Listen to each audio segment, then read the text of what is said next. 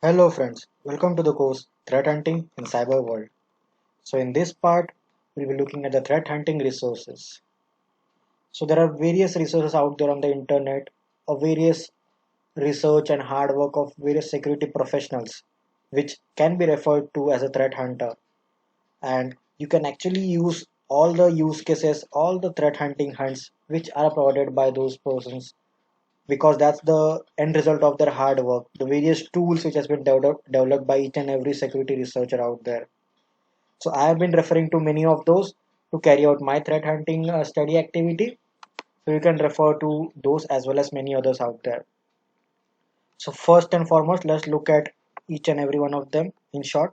So initially, like if you want to study threat hunting or if you want to understand the threat hunting, this course will provide you a short idea or a basic idea regarding the threat hunting, how it can be carried out, what are the various models which you can use for threat hunting, what are the various types of hunting which you can be done, what is the threat hunting process, how is the threat hunting loop, how is the hunting maturity model, what is the endpoint and the network hunting ways which you can carry out, what is the threat hunting hunts which you can be look out for in your environment. But it's a never ending task, as you know, cybersecurity, everything in cybersecurity is a never ending task. So even threat hunting, each and every day there are new threats being discovered in the cyber world, and once a new threat discovers, once a zero day comes, you need to understand the threat, you need to look out for the red teaming part of as perspective or the offensive side of the threat. Once you understand the offensive side of a threat, you can then develop any kind of analytics data structure or any kind of search queries which will be pertaining more to the blue teaming or the detection or the response part of it.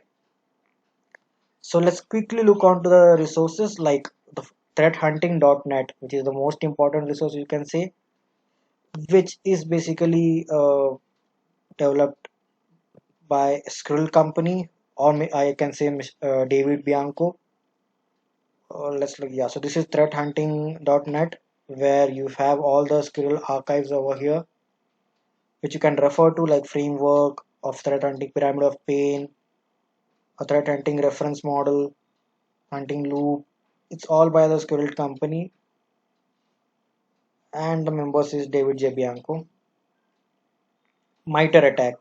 So MITRE attack is a must for any threat hunter. So if you are not referring to MITRE, you are not performing any kind of threat hunting, because this is a ocean of all the use cases of all the techniques which an attacker will be carrying out in its life cycle. So you need to refer to this MITRE attack. Yes, there is some GitHub projects which has been referred to, like threat hunting playbook, you can say.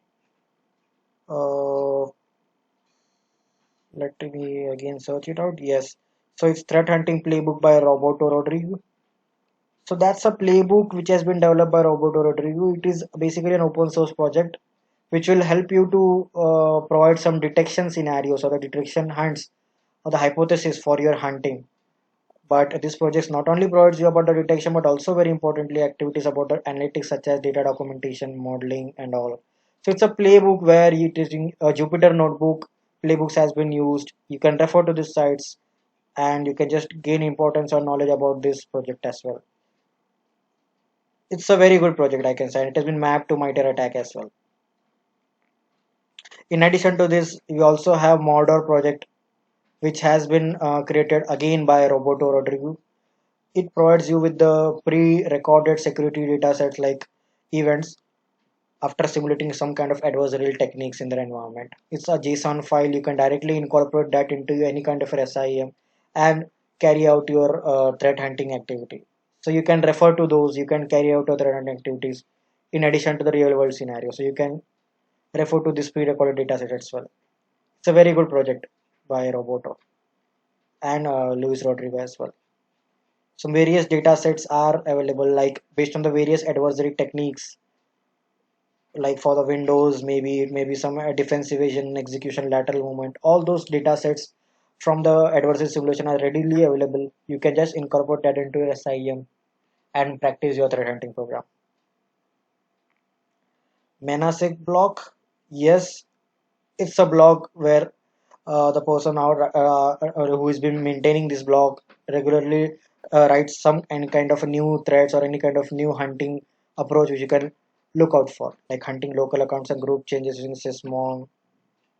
So this is a way entire blog or a write-up which has been written by this person. Likewise, various other persons or write-ups has been provided, like older posts you can refer to, where this can assist you, or this can you can refer to this blog post, you can refer to this some of these blogs written by some researchers out there, and you can get an idea regarding what exactly you need to hunt out for, what are the various loopholes, or what are the things which can be used by the attacker or the adversary, and how can you actually hunt it down, basically using the same understanding which the attacker has been carrying out. So it's just you need to understand what an attacker is doing and just look out for the prevention or the detection method. And such websites or such research of various persons like Roboto, Florian Roth, or David Bianco, the person from Minasec, will help you out. My GitHub account is also there. I have been listing down some important hunts as well. So it's a collaboration of hunts from each and every person. Like I have referred to Minasec, Florian Roth, Litmus Test, Robotos, Sami, a threat hunting project by David J. Bianco. It's a collaboration, or you can say a single place where you can find all those hunts out there. So you can, and my some addition to my hunts as well. So you can refer to this place if you are looking for threat hunting hunts. And there are various other resources like white papers, blogs, articles on threat hunting, which you can Google out there. Various other websites as well, which you can refer to. Threathunting.net will give you a lot of articles, a lot of PDFs regarding the threat hunting process, the loop and all. But yes, you can refer to other blogs as well, other white papers as well. The research work of various Twitter by the various researchers like Oliver Moy, Florian Roth, Mr. Roberto Rodriguez, Olaf Hankton, David J. Bianco, Skrill Company, Samir, and many more. So I have been following these persons for my threat hunting or cybersecurity activities, and there are many more as well. So you can refer to the research and the hard work of these people. They usually post it down on Twitter or on their blog post or on Medium articles. So you do follow them, do track them regarding those activities, what are those various research or the various interesting activities which has been carried out these persons. And last but not the least, SANS. So various threat hunting summits has been carried out by SANS every year. DEFCON, AttackCon, DerbyCon, NullCon, various webcasts or the webinars has been happening in the cyber world or cybersecurity community. Just refer to the cybersecurity community resources. You will be able to gain more and more knowledge about this topic, and you will be able to get your threat hunting approach in a more effective way. As I said, it is not a technology, it's just an approach. Just need to understand the technology, you just need to understand the techniques which has been used by the attacker, understand the way of thinking of an attacker. Similarly, once you understand it, make your own way of detection and response and hunt it down. So that should be a mindset of a threat hunter. So that's all for this part. I was just thinking of providing you some kind of resources so that you can refer to those articles once you complete this video series. So thank you very much. Bye bye.